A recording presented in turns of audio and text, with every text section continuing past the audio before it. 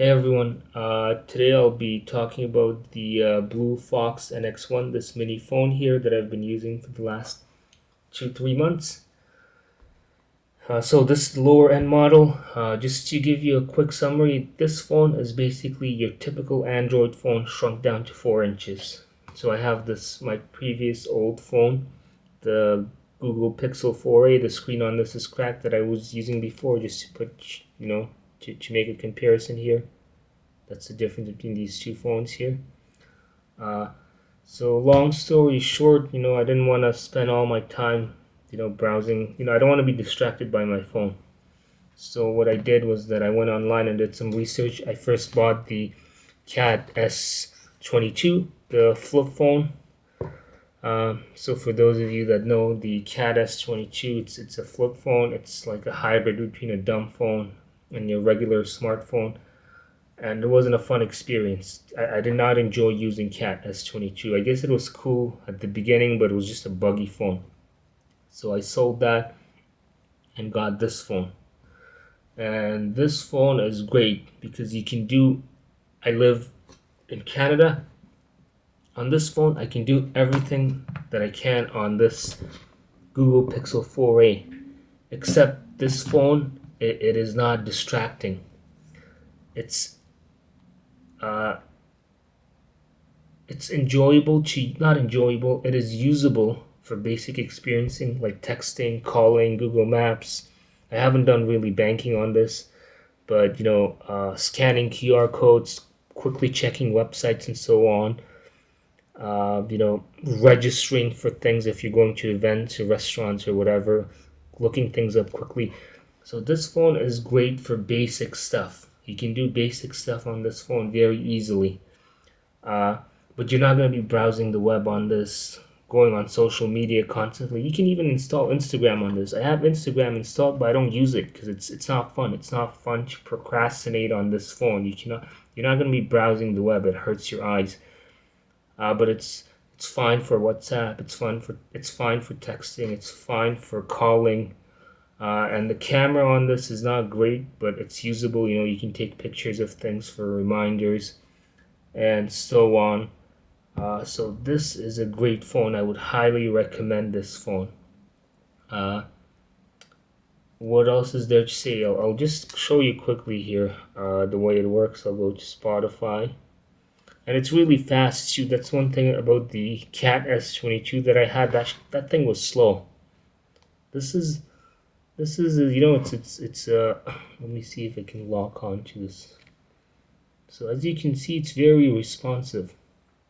There is some lagging, but for the most part, this is a very responsive phone. You can do whatever you want to do on this phone.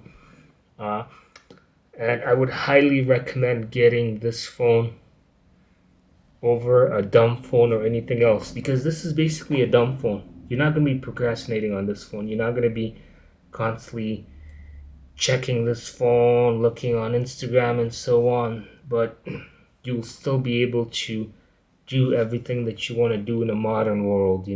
This has Apple, what is that? Apple CarPlay. Apple CarPlay is an iPhone thing, but it has you can hook this up to your car and get the whole navigation thing on your car. So this is basically an ideal phone from my perspective.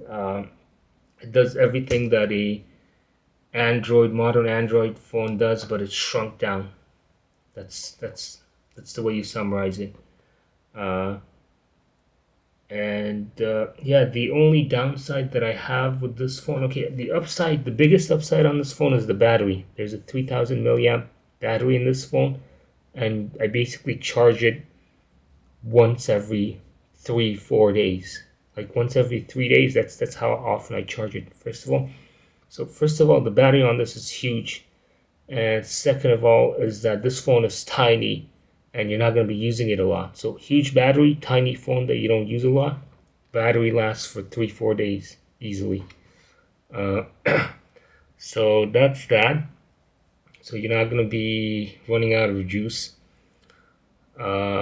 And like I said, you can use Google Maps. You can do everything that you do on a regular phone. The only downside with this phone is the first one is that I don't really like the little stupid island that they have here, and the Face ID. There's no fingerprint scanner. It's one of those Apple Face ID unlocks. I don't really like it. Not a big fan of that. It doesn't work all the time, especially in low light. And yeah, I wish they had like a little hole punch camera, and then they had a fingerprint scanner. I would prefer that over anything else. That's the first issue. It also doesn't have a headphone jack, which you can't expect a headphone jack on any phone nowadays. But coming from a Google Pixel 4a, I did have a headphone jack here. But headphone jack, you can't. That's not a complaint that I could be making right now.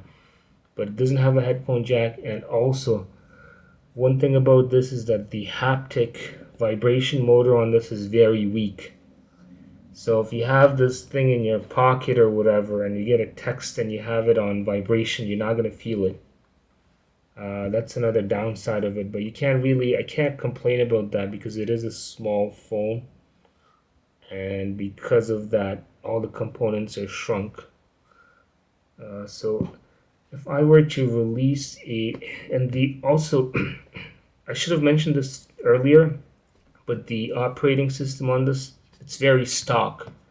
Coming from a Google Pixel 4a, I've always used Google phones. I had the original Nexus, I had the original Google Pixel XL, or I think it was the XL. It was the first I had the first Google phone. Well, there were a bunch of. I had the Google Pixel before the Google Pixel, which was the Google Nexus, and then I had the Google Pixel, the first one, and then I had the Google Pixel 4a, and then so I know what stock Android is, and this is very close to stock. Whatever flavor of Android they have running on this, it's practically stock. So that's good too. And basically, I would highly recommend that you get this phone. This is better than a dumb phone because going to be uh, you're not going to cripple yourself. You can still do everything you would on a regular phone, but you're not going to be distracted by social media and all that crap. This is basically the way I would describe this is like imagine hopping back into a time machine and going back to the year like 2004 or 2005, 2006. Uh, Imagine living during that period with those people. So the reason why I'm using that analogy is because if you have a dumb phone in a modern world in this current society, you will be hampered. You will feel like, oh shit, I can't do this, I can't do that because I have a dumb phone. But with this phone, you get all of the benefits of a dumb phone and none of the downside. So that's how I want to summarize this video. That's how I want to summarize this Google Pixel. This is not a Google Pixel. This is how I want to summarize this BLUEFOX NX1. All of the upsides of a dumb phone and none of the downsides of a dumb phone. We'll end it there.